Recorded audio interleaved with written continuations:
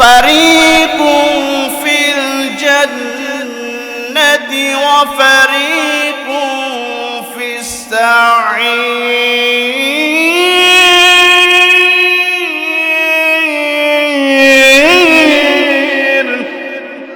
একটা হলো ডানপন্থী, একটা হলো বামপন্থী, একটা হলো জান্নাতি দল, একটা জাহান্নামী দল।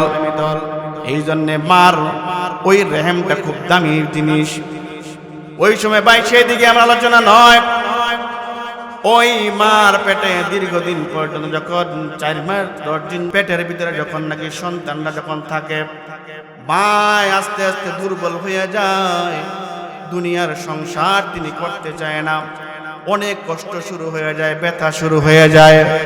এমন ভাবে সেই মা সবার কাছ থেকে বিদায় লইয়া সন্তান যখন পেটে থাকে, মা কারো কাছে বলে না প্রসব বেদনার কষ্ট মা করেছিল। 2 নম্বরে এই দুনিয়ায় আসার পরে কিন্তু আবার এই সন্তানকে লালন পালন করা, সেটাও একটা কষ্ট শুরু হয়ে গেছে। জোরে বলুন ঠিক না বেঠিক? 2 নম্বর কষ্ট মা কম করে নাই।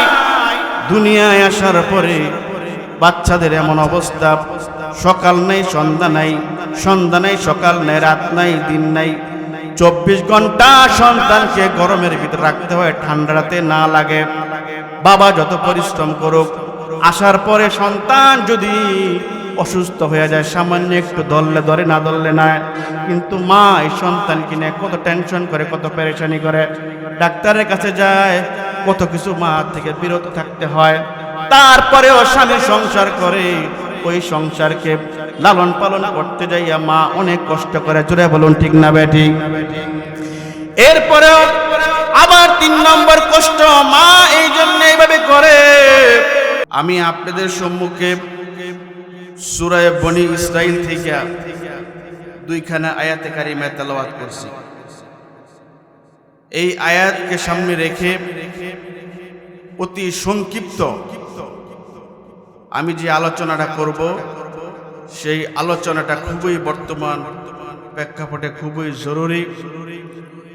বিষয়টা হচ্ছে আল্লাহ পাক রব্বুল আলামিন আমাদের কাছে পাওনা আছে।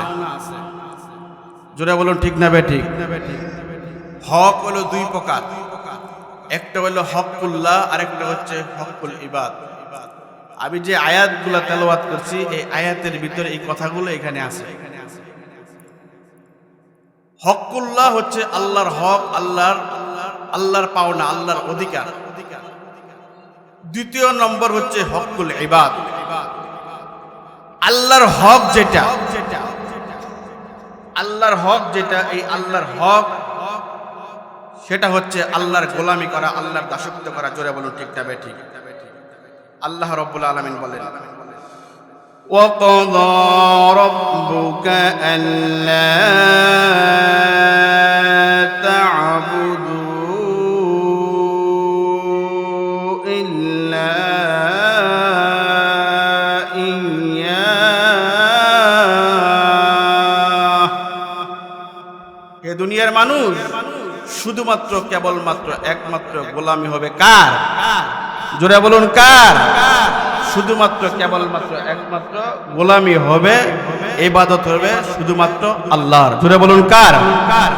আল্লাহর ইবাদত করার পরেই 2 নম্বর হচ্ছে বান্দার আরেকটা হক পাওনা, সেটা হচ্ছে ওয়াবিল ওয়ালিদাইনি ইহসানা।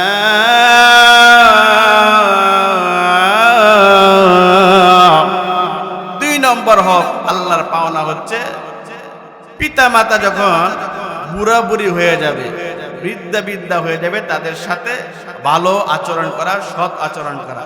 মাহফিলের কমিটির পক্ষ থেকে আমাকে এই বিষয়টা নিয়ে আলোচনা করার জন্য বলা হয়েছে যে মাতা পিতার গুরুত্ব সম্পর্কে আলোচনা করব।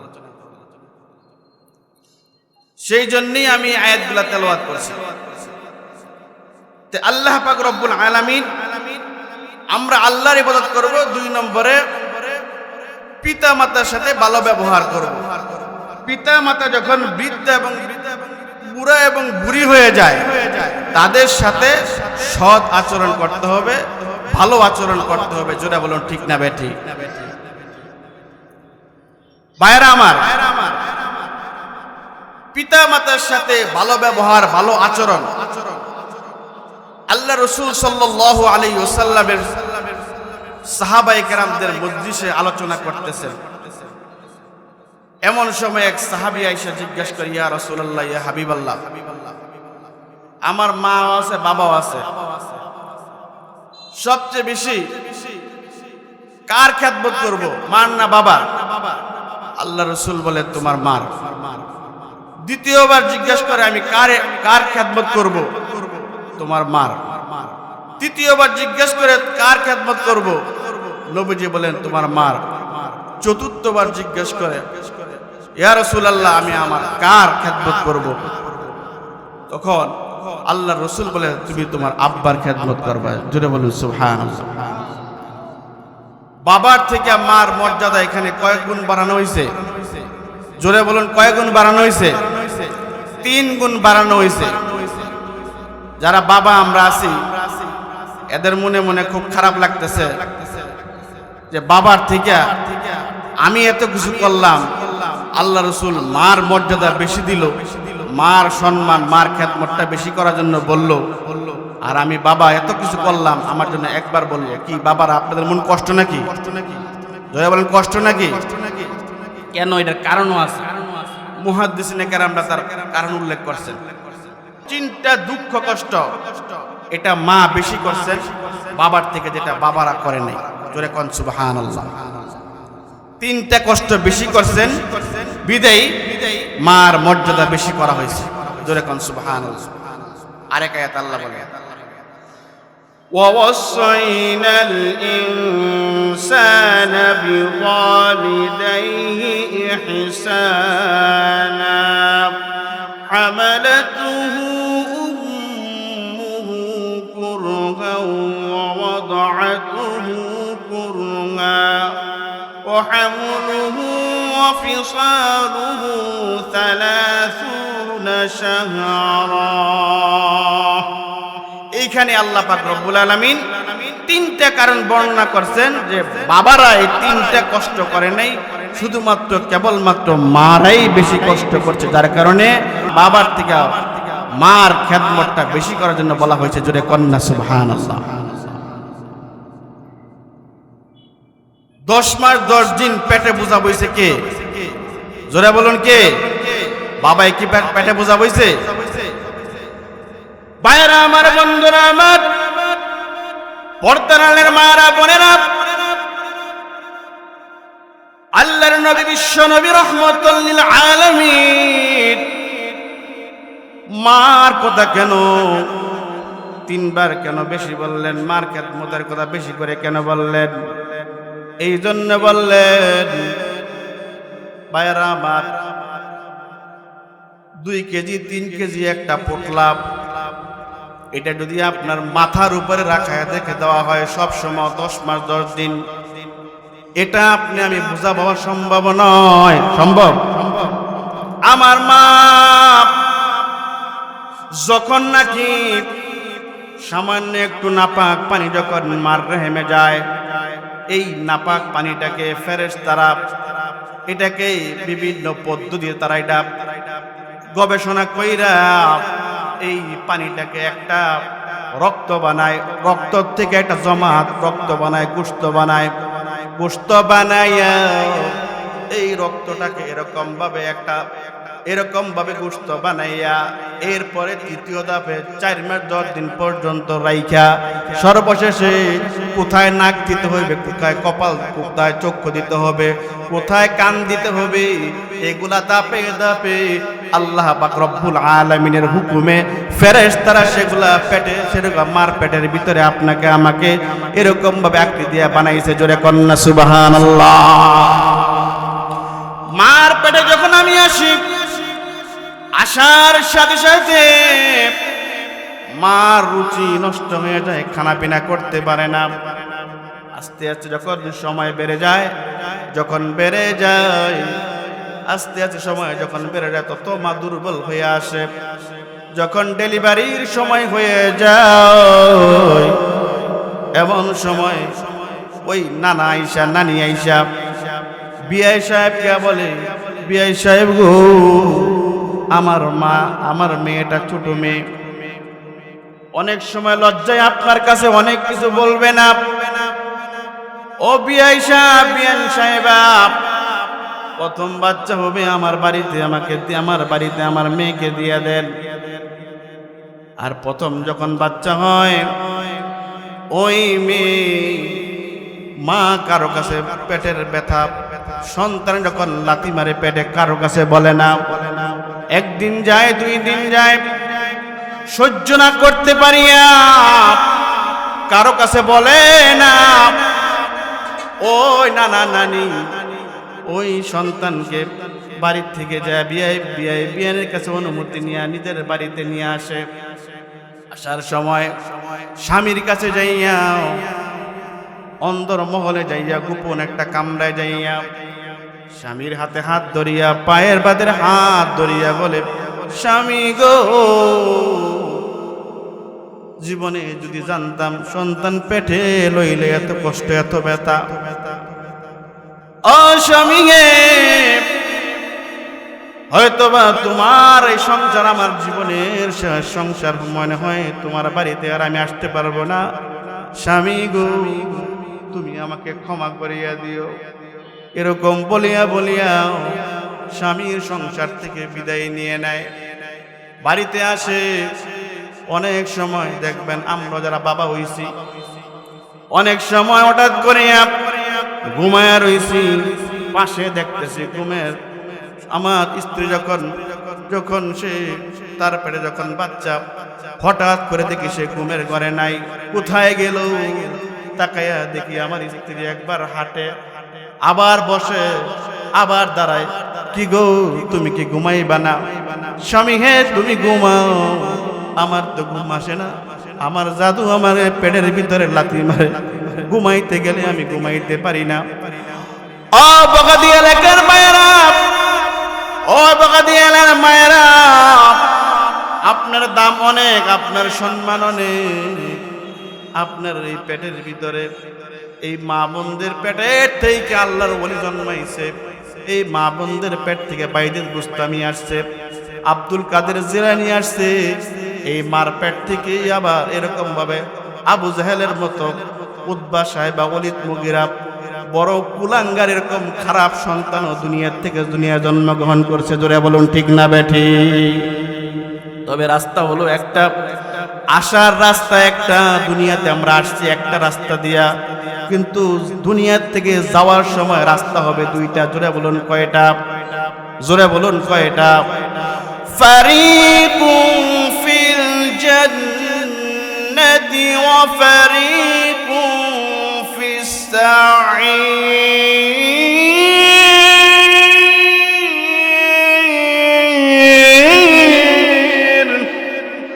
একটা হলো ডান পন্থী, একটা হলো বাম পন্থী, একটা হলো জান্নাতি দল, একটা জাহান্নামী দল। এই জন্যে মার ওই রেহেমটা খুব দামি জিনিস। ওই সময় ভাই সেদিকে আমার আলোচনা নয়। ওই মার পেটে দীর্ঘদিন পর্যন্ত, যখন 4 মাস 10 দিন পেটের ভিতরে যখন নাকি সন্তানরা যখন থাকে, মা আস্তে আস্তে দুর্বল হয়ে যায়, দুনিয়ার সংসার তিনি করতে চায় না। অনেক কষ্ট শুরু হয়ে যায়, ব্যথা শুরু হয়ে যায়।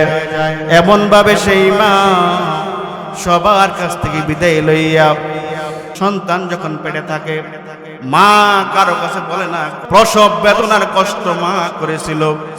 2 নম্বরে এই দুনিয়ায় আসার পরে কিন্তু আবার এই সন্তানকে লালন পালন করা, সেটাও একটা কষ্ট শুরু হয়ে গেছে। জোরে বলুন ঠিক না বেঠিক? 2 নম্বর কষ্ট মা কম করে নাই। দুনিয়ায় আসার পরে বাচ্চাদের এমন অবস্থা, সকাল নাই সন্ধ্যা নাই, সন্ধ্যা নাই সকাল নাই, রাত নাই দিন নাই, 24 ঘন্টা সন্তানকে গরমের ভিতরে রাখতে হয়, ঠান্ডাতে না লাগে। বাবা যত পরিশ্রম করুক, আসার পরে সন্তান যদি অসুস্থ হয়ে যায়, সামান্য একটু ধরলে ধরে, না ধরলে না। কিন্তু মা এই সন্তানকে নিয়ে কত টেনশন করে, কত পেরেশানি করে, ডাক্তারের কাছে যায়, কত কিছু মা থেকে বিরত থাকতে হয়। তারপরেও স্বামী সংসার করে, ওই সংসারকে লালন পালন করতে যাইয়া মা অনেক কষ্ট করে, জোরে বলুন ঠিক না বেঠিক? এরপরেও আবার 3 নম্বর কষ্ট মা এই জন্য এইভাবে করে, ওই সন্তানকে দুধ কিন্তু একমাত্র মা পান করাইছে, জোরে বলুন ঠিক না বেঠিক? জোরে বলুন ঠিক না বেঠিক? বেড়ারা কিন্তু দুধ পান করায় নাই, মা ওই দুধ পান করাইছে। এমন দুধ পান করাইছে মা, যেই দুধ কিসের থেকে তৈরি করা হয়েছে? আল্লাহ পাক কোরআনে বলেন, তোমার মার পায়খানা এবং রক্ত থেকে আল্লাহ পাক এরকম ভাবে রিপেয়ারিং করিয়া সুন্দরভাবে রিপেয়ারিং করিয়া, পায়খানার গন্ধ নাই, রক্তের কোনো গন্ধ নাই, সাদা সাদা দুধ মার স্তন থেকে একটা নয়, দুইটা নয়, 32টা ছিদ্র দিয়া তোমার মুখে দুধ, গরম দুধ উঠাইয়া দিছে, জোরে কন্যা সুবহানাল্লাহ। ভাইরা আমার, বন্ধুরা আমার, আল্লাহর নবী বিশ্ব নবী রাহমাতুল লিল আলামিন একদিন সাহাবীদেরকে নিয়ে বৈশা আছেন। দূর থেকে একটা মহিলা, বৃদ্ধা মানুষ, চুলগুলা পাকা, লাঠির উপরে ভর করতে করতে আসতেছে। সাহাবীদের ভিতরে, মজলিসের ভিতরেই নবীজি বসার থেকে দাঁড়িয়ে গেলেন, জোরে কন্যা সুবহানাল্লাহ। এরপরে যখন মজলিসে আসলেন, আসার পরে বিশ্বনবীর দেহ মুবারক থেকে একটা রুমাল ছিল, রুমালটা বের করিয়া জমিনে বিছাইয়া দিছেন, জোরে কন্যা সুবহানাল্লাহ। ওই রুমালের ভিতরে বৃদ্ধা মহিলা বসলেন। বৃদ্ধ মহিলা বসার পরে অনেকক্ষণ তার সাথে কথাবার্তা বলল, কানে কানে কথা বলল, কানে মুখে কথাবার্তা শেষ করিয়া সর্বশেষ যখন বিদায় হয়ে যায়, আল্লাহর নবী বিশ্ব নবী রাহমাতুল লিল আলামিন যাওয়ার সময় বৃদ্ধা মহিলাকে বলি, আপনি আমার জন্য দোয়া করবেন, জোরে কন্যা সুবহানাল্লাহ। বৃদ্ধা মহিলা যতক্ষণ পর্যন্ত তিনার ছায়া ছিল, ততক্ষণ পর্যন্ত নবীজি দাঁড়াইয়া ছিল, সম্মান দেখাইছে, সম্মান দেখে ইজ্জত করছে। যখন তিনি চলে যাওয়ার পরে তখন সাহাবীদেরকে নিয়ে বসলেন, সামনে কথা শুরু করলেন। সাহাবীরা জিজ্ঞেস করলেন, নবী গো, একজন বৃদ্ধা মহিলা, পাকা চুল, আপনার সামনে আসলো, আপনি দাঁড়াইয়া রইলেন, আপনি রুমাল বিছাইয়া দিলেন, আপনার রুমালের উপরে জিব্রাইল বসার কোনো সাহস পায় না, আপনার রুমালের উপরে বসলো। এটা কেমন বৃদ্ধা মহিলা? ব্যাপারটাকে বুঝতে পারলাম, কেমন সম্মানী মহিলা। আল্লাহর নবী বিশ্ব নবী রাহমাতুল লিল আলামিন তখন আর কোনো কথা বলে না, চোখ দিয়া অবশিশুর মতো পানি বাইয়া, গাল দিয়ে বায়া দাড়িতে পানিগুলা পড়তেছে, ধরে কন্যা সুবহানাল্লাহ। আল্লাহর নবী বিশ্ব নবী রাহমাতুল লিল আলামিন সাহাবীদেরকে বলল, সাহাবীরা রে, আমি কি বলবো? সাহাবীরা বলে, ইয়া রাসূলুল্লাহ, আপনার সাথে কোনো বেয়াদবি হয়ে গেল? আল্লাহর নবী বলে, সাহাবীরা রে, কোনো বেয়াদবি হয় নাই, কেন আপনি কান্না করতেছেন? সাহাবীরা রে, আমার মনে পড়ে গেল, আমার মার কথা মনে পড়ে গেল। আমার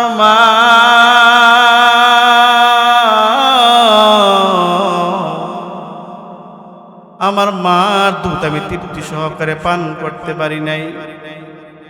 আমার মা, আমার আব্বাকে আমি জীবনে দেখি নাই। আমার মার পেটে যখন আমি ছিলাম, আমার আব্বা দুনিয়া থেকে বিদায় হয়ে গেছে। আমার মা দুনিয়া মা যখন ছিল, মার দুধ আমি তৃপ্তি সহকারে পান করতে পারি নাই। 6 বছর বয়সে আমার মা দুনিয়া থেকে বিদায় হয়ে যায়। দুনিয়ায় থাকা অবস্থায় আমার মা দুধ পান করতে পারি নাই। আমি যার দুধ পান করিয়া আমি বড় হয়েছি, ইনি হলেন আমার দুধু মাতা হালিমাতুস সাদিয়া রাদিয়াল্লাহু তাআলা আনহা। জোরে বলুন না সুবহানাল্লাহ। সম্মান দেখাইলেন, যার দুধ পান করছে আল্লাহর নবী দাঁড়ায়া তাকে সম্মান করলেন। জোরে কন্যা সুবহানাল্লাহ। ভাইরা আমার, বন্ধুরা আমার, হে যুবক ভাইরা, যারা মা আমরা হারায় ফেলেছি, তুমি তোমার সামাজিক কবরস্থানে গিয়া মার কবরের পাশে দাঁড়াইয়া চোখের পানি ফালাইয়া তুমি মুরাকাবা করো আর চোখের পানি ফালাইয়া কান্দো। ভাগো, দুনিয়াতে তোমার বয়সের কত মানুষ চাচিদেরকে দেখি, তারা আমাকে ডাক দেয়, তোমার মতো এমন সুন্দর মায়া দিয়া কেউ আমাকে ডাক দেয় না। দেখবেন কবর থেকে আপনার মা আপনাকেও নাম ধরিয়া ডাকতেছে। মাঝে মাঝে মুরায়া করবেন। আল্লাহর নবী বিশ্ব নবী রাহমাতুল লিল আলামিন বাবার কথা মনে পড়ে গেল, চোখের পানি ফেলাইয়া কান্দে, মার কাছে বলে, মা গো, প্রতিদিন ওই মাঠে খেলা দেখতে আসি, খেলা খেলি না। সন্ধ্যার সময় মুরব্বী কিসিমের কিছু লোক এই মাঠে আইসা সন্তানের নাম ধরিয়া ধরিয়া বাড়ির দিকে নিয়ে যায়। আজকে অনেক দিন হয়ে যায়, মাগো এই মাঠে খেলা দেখতে আসলাম, কোনোদিন আব্দুল কোনোদিন মুহাম্মদ বলে আমাকে একটা ডাক দিল না। ও আমার আব্বা কি নাই? আল্লাহর নবী বিশ্ব নবী রাহমাতুল লিল আলামিন ওই মাঠের ভিতরে প্রতিদিন সন্ধ্যা হলে নবীজি একা একা চলে যায়। আজকে সন্ধ্যা হয়ে যায়, চোখের পানি ফালাইয়া পশ্চিম দিকে ফিরিয়া ফিরিয়া নবীজি কান্দে। নবীজি বলে, নবীজির মা আমেনা খুঁজতেছে, মুহাম্মদ কোথায়, মুহাম্মদ কোথায়? অন্য ছেলেরা বলতেছে, মুহাম্মদকে দেখছনি? কয় হ্যাঁ দেখছিলাম, ওই জায়গায় বসে আছে, চোখের পানি ফালাইয়া কাঁদতেছে। মা আমেনা তাড়াতাড়ি যাইয়া শিশু মুহাম্মদকে মাথায় হাত দিয়া ডাক দিছে, বাবা মুহাম্মদ তুমি এখনো বসে রয়েছ, আজকে যাচ্ছ না কেন? নবীজি পিছনের দিকে তাকাইয়া দেখে মা আসছে। ওই দিক দিয়া নবীজির গাল বাইয়া বাইয়া পানিগুলা শরীরে পড়তেছে। আল্লাহর নবীর মা থাবাদা নবীজিকে ধরিয়া বুকে নিয়ে চুমো দেয়। বাবা রে, কেন তুমি এরকম ভাবে কাঁদতেছো, চোখে পানি কেন? মা, আজকে আমি বাড়ি যাবো না, আমার আব্বা কোথায়? অন্য অন্য সন্তানরা, ওই মুরব্বী কিসিমের লোক, তারা তাদের সন্তানকে নাম ধরিয়া ধরিয়া লইয়া বাড়িতে যায়। আমি আমার আব্বা ছাড়া আজকে বাড়িতে যাব না। জোরে কন্যা সুবহানাল্লাহ। ভাই, বাবা নামক গাছটা যখন দুনিয়ার থেকে চলে যাবে তখন বুঝবা বাবা কি জিনিস। মা নামক এই বডিগার্ডটা যতক্ষণ থাকবে, দুনিয়ার থেকে চলে গেলে তখন বুঝে আসবে মা কি জিনিস। জুড়ে বলুন ঠিক না বে ঠিক? ও আমার মুসল্লি ভাইয়েরা, ও পর্দার মায়েরা বোনেরা, আল্লাহর নবী বিশ্ব নবী রাহমাতুল লিল আলামিনকে বুঝায় বুঝাইয়া মাথায় হাত দিয়া সান্ত্বনা দিয়া নবীজির চাচার কাছে নিয়ে আসলো, দাদার কাছে নিয়ে আসলো, দাদার কাছে আয়েশা নিয়ে আসলো। ওই দেখেন আপনার নাতি কেমন ভাবে আব্বার জন্য চোখের পানি ফালাইয়া কাঁদতেছে, সেখান থেকে আসতে চায় না। আল্লাহর নবীর সর্বশেষ সিদ্ধান্ত নিল, যাও তোমার সন্তানকে লইয়া তার আব্বার কবর ওই মদিনা ইয়াসরিবে যেই জায়গায় আছে ওই জায়গায় কবর জিয়ারত করতে যাও। তার আব্বার কবরের পাশে যাইয়া তার আব্বাকে ডাকবে, তার আব্বা অবশ্যই কবর থেকে জবাব দিবে। জোরে কন্যা সুবহানাল্লাহ। ভাইরা আমার, বন্ধুরা আমার, আপনিও আপনার আব্বা আম্মার কবর জিয়ারত করবেন, যাবেন কবরস্থানে। আল্লাহর নবী বিশ্ব নবী রাহমাতুল লিল আলামিন মা এবং তিনার নবীজিকে সহ দাসী উম্মে আইমানকে সহ লইয়া গাদায় চড়িয়া ওই ইয়াসরিব মদিনায় গেলেন। যাওয়ার পর ওই জায়গায় যাইয়া নবীজির মা আমেনা আব্দুল্লাহর কবরের পাশে দাঁড়াইয়া অনেকক্ষণ চোখের পানি ফালাইয়া কান্দল। কাপড়ের আঁচল দিয়া চোখের পানি মুছলো। নবীজি বলে, মা গো, এই জায়গায় তুমি এরকম ভাবে চোখের পানি ফালাইয়া কাঁদতেছো, ব্যাপারটাকে বুঝলাম না। আল্লাহর নবীকে তিনার মা বলে, মুহাম্মদ, তুমি তোমার আব্বাকে দেখতে চাইছিলেন?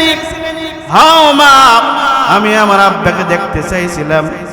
ওই যে তোমার আব্বাই ব্যবসা করতে আইসা তোমার আব্বাই এই জায়গায় ইন্তেকাল করিয়া এই জায়গায় তিনাকে দাফন করা হয়েছে, তুমি তোমার আব্বাকে ডাক দাও। আমি বহুবার চেষ্টা করছি তোমার বাবার জবানটা শোনার জন্য, জবাব দেয় না। তুমি তোমার আব্বাকে ডাক দাও। আল্লাহর নবী বিশ্ব নবী রাহমাতুল লিল আলামিন নবীজির আব্বার কবরের উপরে গড়াইয়া গড়াইয়া কান্দে আর বলে, আব্বা গো, জীবনে কোনোদিন তোমাকে দেখি নাই, শুনলাম তুমি নাকি তোমার মা, আমি যখন আমার মার পেরেছিলাম তখনই নাকি তুমি দুনিয়া থেকে বিদায়ী হয়ে গেছো। ও আব্বা গো, আমাকে তোমাকে দেখতে মনে চায়, তোমার তৃপ্তি সহকারে আব্বা কইতে মনে চায়। এমন ভাবে নবীজি কান্না করলো, কানতে কানতে ইতিহাসের কিতাবে আসছে আশেপাশে গাছগাছালি পশু পাখি আছে, কারণ নবী তো রহমাতুল লিল আলামিন। আল্লাহর নবীর কান্না, চোখের পানির কান্নার কারণে আশেপাশের এলাকা সব বাড়ি হয়ে গেছে। জোরে কন্যা সুবহানাল্লাহ। ঐতিহাসিকরা বলে, আল্লাহ পাক রব্বুল আলামিন আব্দুল্লাহ আল্লাহর কাছে বলছে, ওগো রব্বুল আলামিন, তুমি একটু আমাকে পাওয়ার দাও, ক্ষমতা দাও। আমার মুহাম্মদ শিশু আমার কবরের পাশে আইসা এমন ভাবে চোখের পানি ফালাইয়া গড়ায় গড়ায় কাঁদতেছে। আমি আমার সন্তানকে একটু কোলে লইতে চাই, আমি আমার সন্তানকে একটু সান্ত্বনা দিতে চাই। জোরে কন্যা সুবহানাল্লাহ। ভাইরা আমার, বন্ধুরা আমার, আল্লাহর নবী বিশ্ব নবী রাহমাতুল লিল আলামিন এই মা বাবার জন্য এরকম ভাবে চোখের পানি ফালাইয়া কাঁদছে। ভাইরা আমার, বন্ধুরা আমার, আল্লাহর নবী বলে, যার ঘরে মা আছে বাবা আছে তার ঘরে একটা জান্নাত আছে। জোরে কন্যা সুবহানাল্লাহ। যার ঘরে মা বাবা আছে তার ঘরে খানায় কাবাটা আছে। জোরে কন্যা সুবহানাল্লাহ। মা বাবার চেহারার দিকে কোন সন্তান যদি সুনজরে তাকায়, আল্লাহ পাক রব্বুল আলামিন আপনি বাংলাদেশ থেকে যাইয়া মক্কাতুল মুকাররমায় মদিনাতুল মুনাওয়ারায় হজ করতে যাবেন, উমরা করতে যাইবেন, আল্লাহর ঘর দেখবেন, হজ করবেন, হজ কবুল হইতেও পারে, না হইতে পারে। নবীজি বলেন, যদি কোনো সন্তান তার মা বাবার দিকে সুনজরে একবার তাকায়, তার আমল নামায় একটা কবুল হজের সওয়াব রেখে দেওয়া হয়। জোরে কন্যা সুবহানাল্লাহ। সাহাবীরা জিজ্ঞাসা করলেন, ইয়া রাসূলুল্লাহ, আমি যদি আমার মা বাবার দিকে যদি 100 বার যদি আমি তাকাই, আমার আমল নামায় কি 100টা কবুল হজের সওয়াব হইবে? তখন আল্লাহর নবী বলেন, সাহাবীরে, তুই যদি তোমার মা বাবার দিকে যদি সুনজরে যদি দৈনিক তুমি 100 বার যদি তাকাও, আল্লাহ পাক রব্বুল আলামিন তোমাকে 100টা কবুল হজের সওয়াব দান করবে। জোরে কন্যা সুবহানাল্লাহ। এই ধরনের শ্রেষ্ঠ নেয়ামত তোমারই পদতলে রয়েছে জান্নাত। ওগো মা, তুমি এই ধরনের শ্রেষ্ঠ নেয়ামত তোমারই পদতলে রয়েছে জান্নাত। জোরে কন্যা সুবহানাল্লাহ। মা বাবার পায়ের তলে জান্নাত। জোরে বলুন ঠিক না বেঠিক? এই জন্য আমি আপনাদেরকে বলবো, আল্লাহ পাক রব্বুল আলামিন আপনাকে আমাকে এই নিয়ামত দান করছেন। এই জন্যে আল্লাহ পাক রব্বুল আলামিন এই 3টা কষ্ট মা আপনার আমার জন্য বেশি করছেন। এই জন্যে মা বাবার থেকে মা কষ্ট বেশি করছেন। এই জন্যে নবীজি 3 বার মার খেদমতের কথা বেশি বলছেন। জোরে কন্যা সুবহানাল্লাহ। জলিলুল কদর পয়গম্বর মুসা আলাইহিস সালাতু ওয়াস সালাম একদিন হঠাৎ করে আল্লাহর কাছে বলে, রব্বুল আলামিন, আমার সাথে জান্নাতে কে থাকবে? নবী মুসা আলাইহিস সালাতু ওয়াস সালাম আল্লাহ তিনাকে বলেন, ওগো পয়গম্বর, মুসা আপনার সাথে অমুক মহল্লার একজন আছে যে গোশত বিক্রি করে কসাই, আপনার সাথে সে জান্নাতে থাকবে। জোরে কন্না সুবহানাল্লাহ। মুসা আলাইহিস সালাতু ওয়াস সালাম পরের দিন সকালবেলায় ওই লোকের যে খুঁজতেছে, এই লোক একজন কসাই আমার সাথে জান্নাতে থাকবে, সকালবেলা যায় খুঁজতেছে, ঠিকানা দিয়ে দিছে। ঠিকানা অনুযায়ী গিয়ে দেখতেছে উনি কি আমল করে, এই লোকটাকে আমাকে দেখতে হবে। তিনি এরকম ভাবে ওই জায়গার ভিতরে কি পরিমাণ আমলটা করে দেখিতে যাইয়া। জোরে কন্যা সুবহানাল্লাহ। গিয়ে দেখতেছে ওই কসাই গরুর গোশত বিক্রি করে, বেশি সুবহানাল্লাহ বলে না, বেশি আলহামদুলিল্লাহ বলে না, বেশি কোরআন তেলাওয়াত করে না। মাঝে মাঝে গোশত থেকে ভালো ভালো যে গোশতগুলা এগুলো একটু একটু একটু একটু একটা ব্যাগে রাইখে দেয়। জোরে কন্যা সুবহানাল্লাহ। গোশত টুস্ত সব বিক্রি করা শেষ হয়ে গেছে। এমন সময় গাড়ি করে যখন বাস করা শুরু করছে, আইসা পড়বো, এমন সময় মুসা আলাইহিস সালাম তার কাছে যায়, বলে ভাই আমি এক মুসাফির মানুষ, আমি তো পথ হারায় ফেলাইছি, আগামীকালকে আমি বাড়ি যাব, যদি আপনার বাড়িতে একটু আমার থাকার ব্যবস্থা করতেন তাহলে মোটে থাকতাম।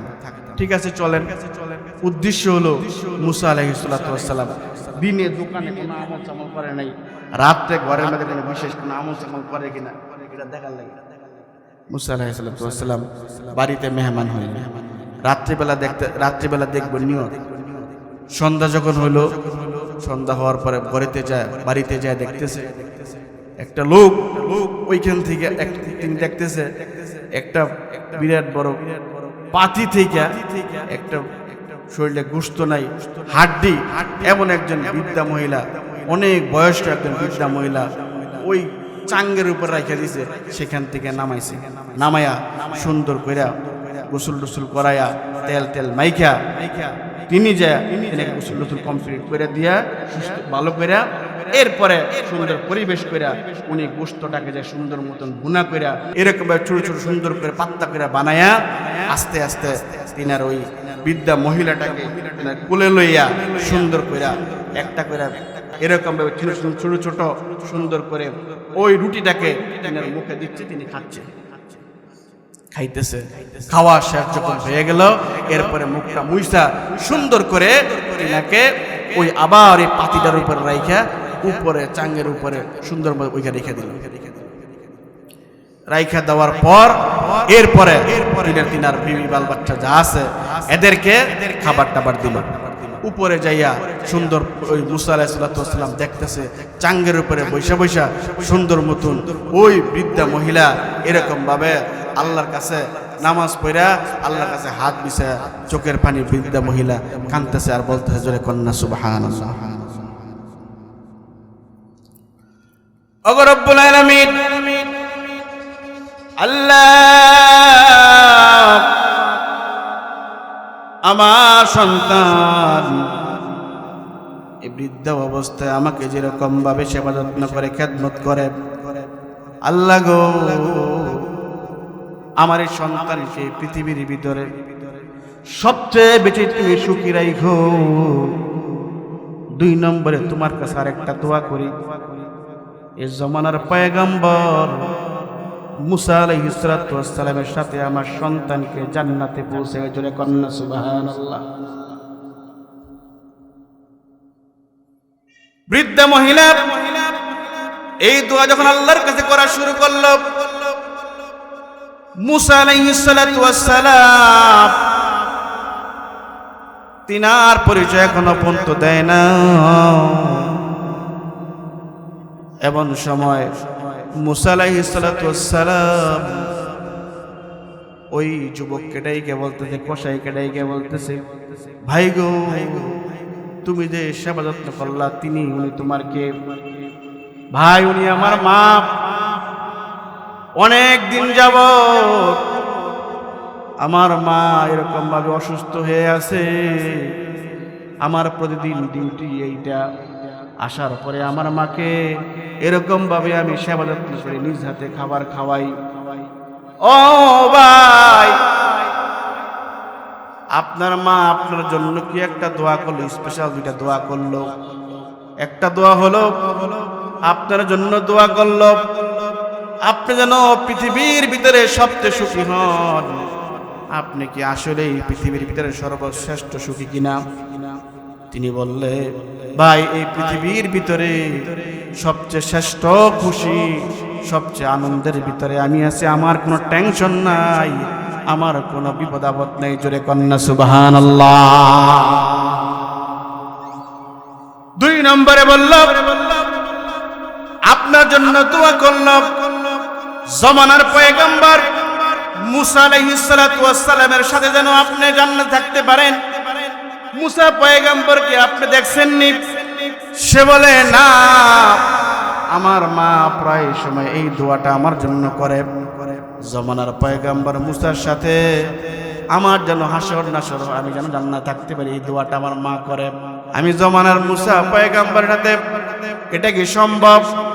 এমন সময় মুসা আলাইহিস সালাতু ওয়াস সালাম হাত দুইটা সামনে বাড়াইয়া এমন সময় বলে, হে ভাই, তুমি জমানার পয়গম্বর মুসাকে তুমি দেখো নাই? আমি নিজে আল্লাহ পাক রব্বুল আলামিন আমাকে আসমান থেকে ওহির মাধ্যমে তোমাকে জমানার পয়গম্বর মুসা তোমার সাথে সাক্ষাৎ করার ব্যবস্থা করে দিয়েছেন। জোরে কন্যা সুবহানাল্লাহ। আল্লাহ পাক স্বয়ং নিজে আমাকে বলে দিয়েছেন, তুমি আমার সাথে জান্নাতে থাকবা। জোরে কন্যা সুবহানাল্লাহ। জোরে জোরে বলুন সুবহানাল্লাহ। তাইলে নবীজি বলেন, আল্লাহ পাক রব্বুল আলামিন যে বলছেন, এই মা বাবা দুজনের ভিতর থেকে মার খেদমত বেশি করবা। বিদ্যা বুড়া বুড়ি যখন হয়ে যাবে, মার খেদমত তোমরা বেশি বেশি করবা। কারণ মা 3টা কষ্ট বেশি করছে। এই মা যখন সন্তানের জন্য দোয়া করবে, তোমার কপাল খুলে যাবে। জোরে কন্যা ঠিক না বেঠি? এরকম ভাবে ওয়াসকুরনির জীবনী আপনারা জানেন, ওয়াসকুরনি নবীজিকে দেখতে পারে নাই, শুধু সেই মার খেদমত করার কারণে আপনার নবীজি বলেন, ওই ওয়াসকুরনি মদিনা থেকে ওই ওয়াসকুরনির জন্য নবীজি জামা পাঠাইয়া দিয়েছে। নবীজি ওয়াসকুরনির উপরে খুশি হয়ে গেছে। জোরে কন্যা সুবহানাল্লাহ। সেই মদিনা ওয়ালাকে রাজি খুশি করতে হইলে সেই নবীজির কথা অনুযায়ী মা বাবাকে সম্মান করতে হবে। জোরে বলুন ঠিক না বেঠিক? ও মদিনার মাটি রে,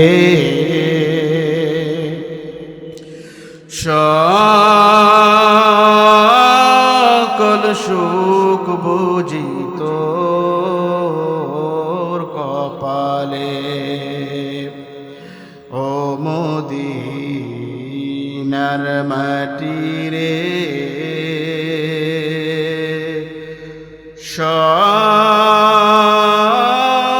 সকল সুখ বুঝি তোর কপালে। ও মদিনা রে,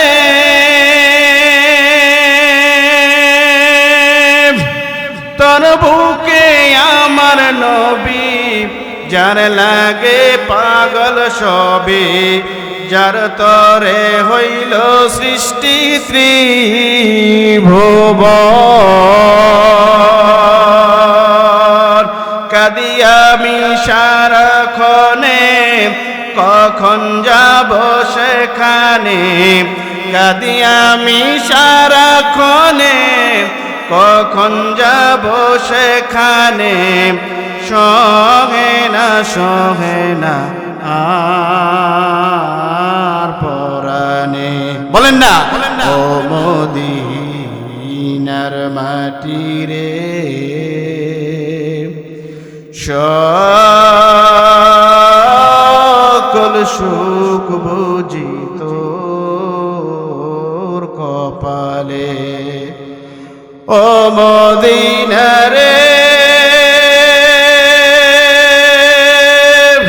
পাখি যদি হতাম আমি, উড়ে উড়ে যেতাম আমি। থাকতো না মনে কোনো যাতনা,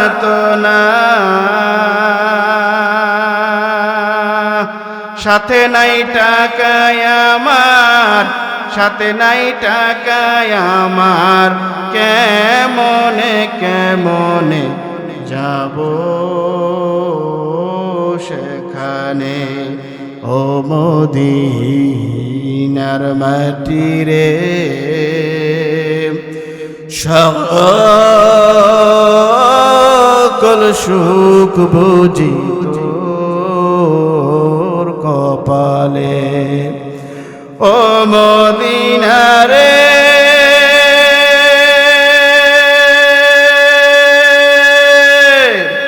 তোর কাছে গেলে আমি কত খুশি হতাম আমি, থাকতো না মনে কোনো যাতনা, রওজা মোবারক যেয়ে নবীজিকে সালাম দিয়ে, আল্লাহু আকবার, রওজা মোবারক যেয়ে নবীজিকে সালাম দিয়ে বলিতাম বলিতাম মনের বাসনা।